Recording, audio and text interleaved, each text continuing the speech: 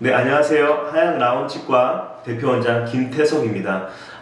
제가 오늘은 그 턱관절에 관해서 좀 소개를 해드리려고 합니다.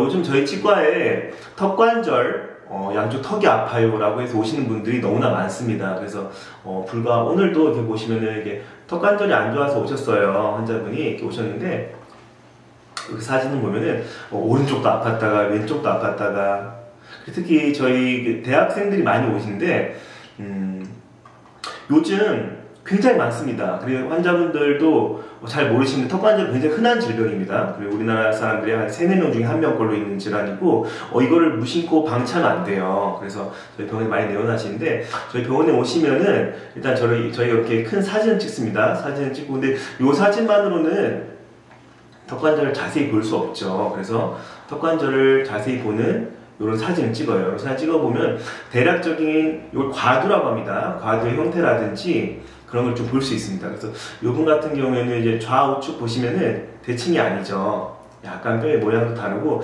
근데 이것도 있어요. 환자분, 요것보다 더 정밀하게 보이는 MRI라든지 CT, 턱관절 같은 경우 CT가 있어요. 그래서 저희 병원에 치료를 하다가 제가 호전이 안 되고, 예를 들어서 점점 심해지든지 하면은 제가 꼭 더 큰 병원, 대학병원이라든지 의뢰를 하는 편입니다. 그래서 일단 턱관절에 대해 다시 한번 설명드리면은, 첫 번째, 턱관절이 왜 아플까요? 아픈 원인은 크게 세 가지입니다.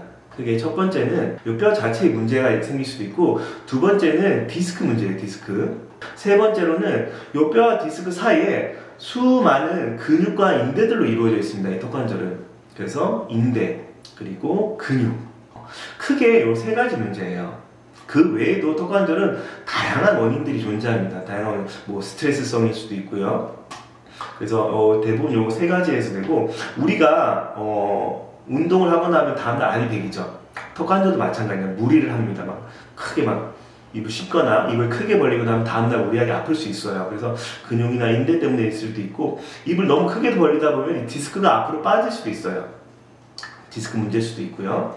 디스크 문제가 사실 제일 흔하게 찾아오고요. 요거 때문에 제일 많이 옵니다. 그리고 뼈의 문제가 사실 제일 심각한데요. 뼈 자체에 염증이 생기는 거예요. 그래서 이거는 사실 물리치료나 약물치료 좀 힘들어요. 그리고 이거 같은 경우에는 좀 장치치료라든지 수술까지도 갈 수 있습니다. 크게 그래서 원인 알아봤고요. 원인은 크게 세 가지고, 그럼 치료는 어떻게 해야 되냐?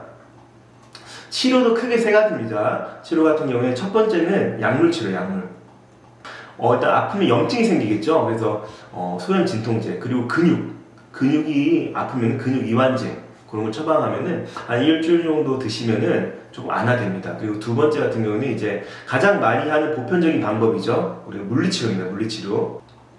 물리치료에는 여러 가지가 있어요. 적외선 치료도 있고, 온찜질, 그 다음에 레이저.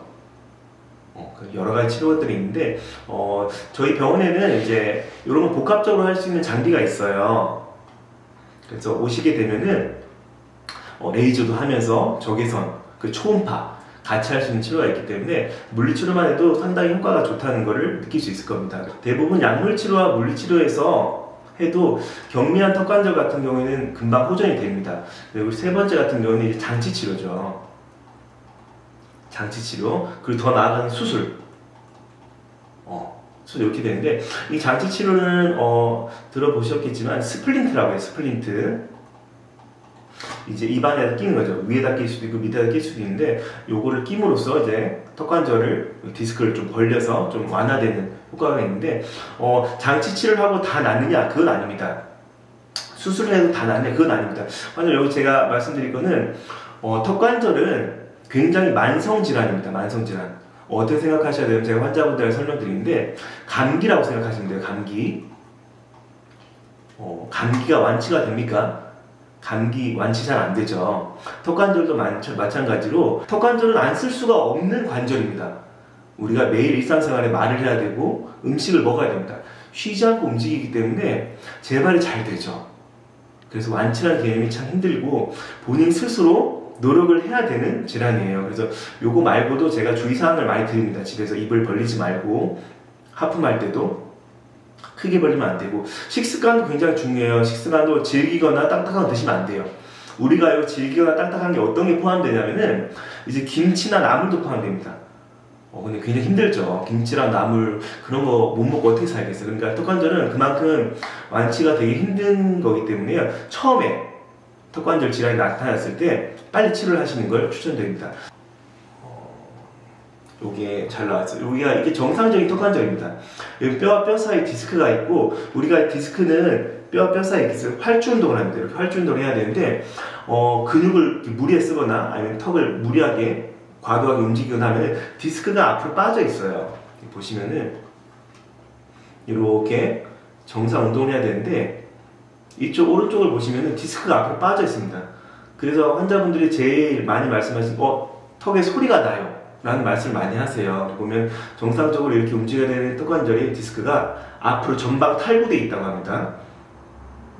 전방 전이 돼 있죠. 이렇게 돼 있으면 턱관절 앞으로 빠져나가야 되는데 디스크 때문에 못 나가는 거예요. 입이 안 벌어지는 거죠.